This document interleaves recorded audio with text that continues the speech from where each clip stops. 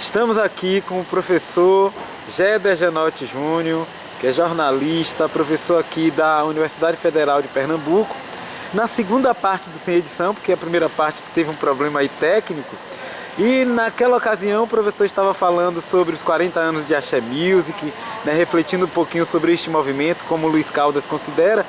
E o senhor, professor, estava falando da Baiana System no Carnaval. Eu acho que ia falar da relação da Baiana System para quem mora aqui em Recife. Então eu queria que o senhor continuasse de onde o senhor lembrar. Bem,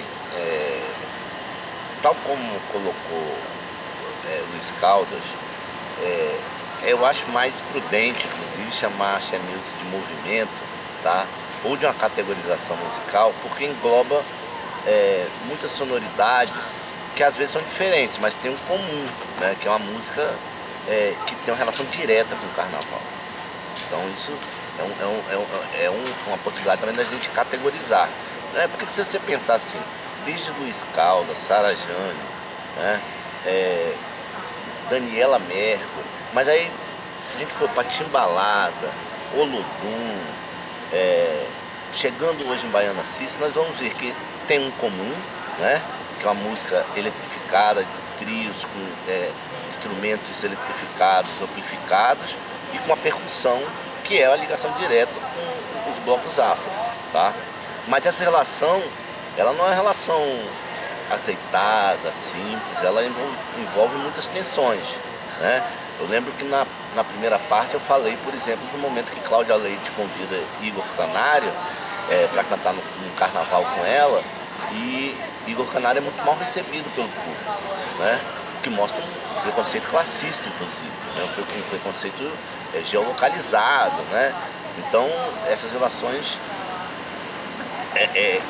criam essa sonoridade, esse movimento, essa cena carnavalesca, mas ao mesmo tempo é um lugar em disputa, tá?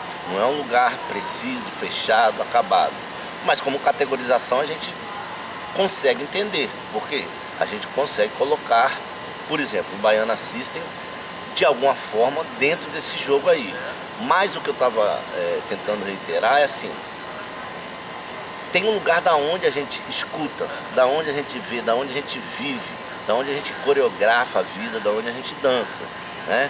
Então, por exemplo, um Baiana System em Recife, né, ela transita por um lugar muito próximo daquele público, por exemplo, que cresceu escutando Chico Science Nação Zumbi, né? Então tem uma relação para nós, escutando daqui, vendo daqui, dançando daqui com Mangue Beat. Tanto né, que os Passapulso sempre reverencia Chico Science, né, quando ele vem aqui. Agora, para quem está, por exemplo, no carnaval, lá seguindo o navio fantasma em Salvador, pode ser que naquele momento a relação seja muito mais direta, por exemplo, com o frevo eletrificado da Bahia, com aquela massa carnavalesca, aquele jeito de dançar, de viver Salvador através do carnaval, com todas as tensões que tem. Eu não quero idealizar, né, em nenhum momento o carnaval, mas muito mais próximo da Axé do que, por exemplo, do Mangue Beat. Apesar de que a gente também pode lembrar, né, que Chico Science Nação Zumbi, o Chico tinha uma reverência, uma referência, né, a partir do bloco afro daqui, o Lamento Negro, que tinha como referência o Muzenza. Então são várias conexões, várias tessituras, mas eu acho que o importante é a gente perceber assim, o corpo que escuta, que vê, que toca, que sente, que dança, ele também é um modulador desses diferentes lugares onde, por exemplo, o mesmo grupo musical, a mesma banda como o Baiana System pode habitar ao mesmo tempo. Ok, professor, o senhor é uma referência quando a gente pesquisa estudos de heavy metal, né? Obviamente o senhor não trabalha somente com isso, mas trabalha também com essa vertente do rock. Eu queria que o senhor falasse um pouquinho o que é o heavy metal, ao pé da letra mesmo, o que significa, né, essa expressão, e conceitualmente também o que é o heavy metal. Bem, assim, se a gente pegar historicamente, né, quem diz que eu sou uma referência é você, tá, Raulino? Mas Aí eu já li vários artigos e agora, inclusive, numa disciplina que eu estou fazendo lá na UFBA com o professor Jorge Cardoso Filho, que conhece muito bem o senhor, professor da UFRB, e que sempre cita o senhor nas aulas. Tá. Então é o seguinte, ó, até atualizando, eu tenho uma espécie de, meu último artigo é uma espécie de autocrítica em relação a esse processo do modelo que a gente tem de categorização.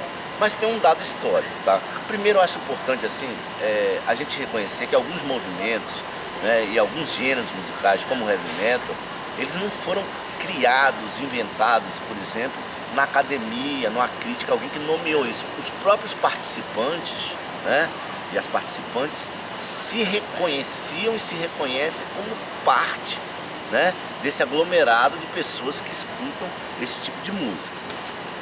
Aí tá, tem aquela história básica, né, que é assim, no final da década de 60 para a década de 70, lá no século 20, ou seja, mais de 50 anos, algumas bandas que estavam ali meio ligadas ainda aos resquícios do movimento hippie, né, um rock pesado, como Led Zeppelin, por exemplo, né, ou algumas bandas que tinham uma relação assim com blues, com rock mais pesado, como Black Sabbath, né, começaram, por um lado, a investir mais numa sonoridade pesada, né, que pode ser da própria bateria, né, da amplificação da guitarra,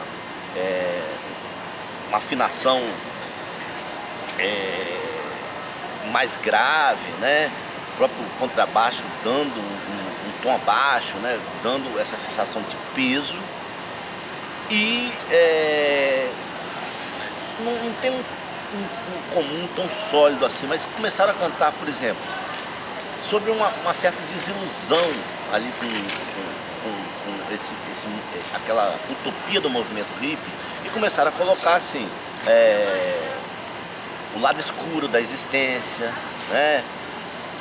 Começaram também a jogar com essas questões meio assim do filme de terror, até como uma existência política. Ó, tá difícil de viver, o mundo é um terror, é difícil. Então são metáforas.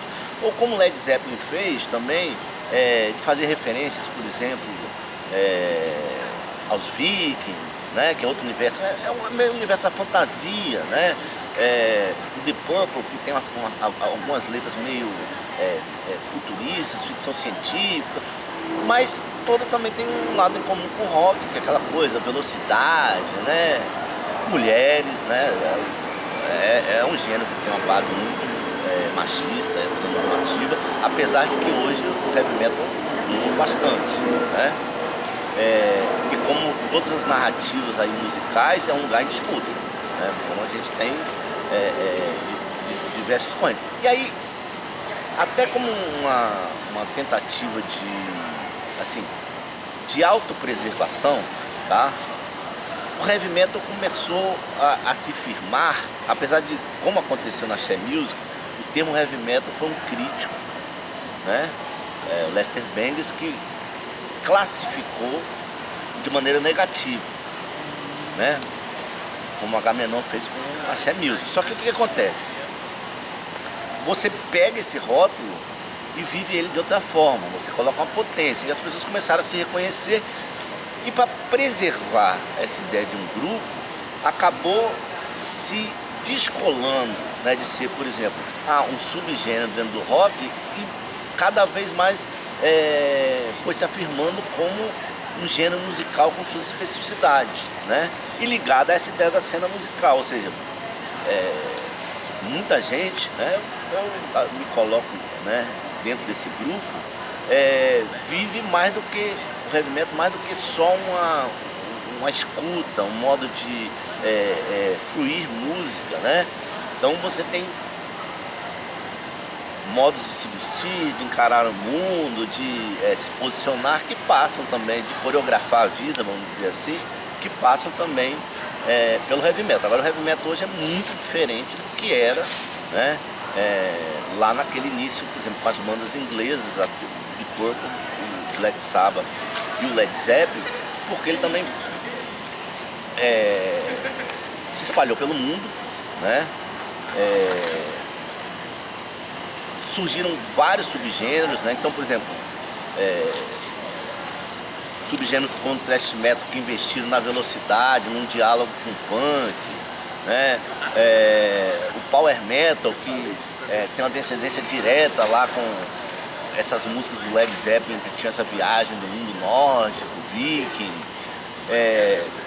A gente tem, por exemplo, essa banda para mim é referência, Black Pantera no Brasil, né? Que é uma banda que dialoga muito com essa herança punk de ser uma afirmação política, né? Colocar, por exemplo, questões de raça, questões existenciais na potência da música amplificada, né? Do metal. A gente tem Doom Metal, que é um estilo bem arrastado perto das músicas mais rápidas do thrash metal, né? Quase a gente pode falar assim, um metal lento, e que é muito melancólico, né? Assim, essa coisa sorubática. Então a gente tem diversas possibilidades aí. O comum é essa ideia de que é uma música pesada, que joga muito com elementos desse campo da fantasia, né? Muito marcado por guitarra, baixo e bateria, apesar de alguns gêneros do teclado ser importante. E eu considero, de algum modo, que tem uma certa ligação com a gramática assim, meio policialesca, né? Que é assim, ó, isso não é metal, isso não é heavy metal, né? Então tem um lado conservador em relação à estruturação da música, discutir se é ou não heavy metal, né? É parte da própria coesão grupal. Então tem esse lado assim de afirmar que certas bandas são heavy metal indiscutivelmente, porque de uma maneira um pouco conservadora replicam a gramática sem tensioná-la, né? E de outro lado tem todo esse jogo que é meio inevitável no campo da música, de vários grupos, vários artistas que vão tentar tensionar um pouco esse universo, colocando outros elementos, né? A gente já teve no funk metal, rap metal, né?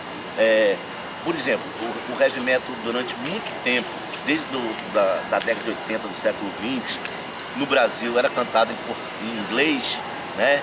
Hoje nós temos várias bandas e bandas de sucesso no Brasil da geração atual, como Black Pantera, Escroto, que cantam em português. Isso não é um fenômeno brasileiro, né? Isso é um fenômeno, por exemplo, na América Latina tem várias bandas que cantam em espanhol. Então tem diversas modulações aí, mas de alguma forma tem um centro, que me permite localizar ou discutir ou afirmar que tal banda, por exemplo, é ou não heavy metal. Ok, professor, a gente já está concluindo, viu? Infelizmente na sociedade a gente vive cheio de estereótipos e o heavy metal também sofre com isso. Mas eu quero saber do senhor, existe doçura no heavy metal? Olha, eu acho que o heavy metal ele não é um mundo à parte da nossa existência, como praticamente nenhum gênero musical. Então ele é um microcosmos, né, de algumas coisas que a gente vive, tá? Então, como existe também, se eu acredito que existe doçura no mundo, então dentro do heavy metal também vai ter em alguns lugares essa expressão da doçura, né? O heavy metal tem muitas facetas, né? Essa que eu vou falar nem considero nessa ordem da doçura como você está falando, Raulinho.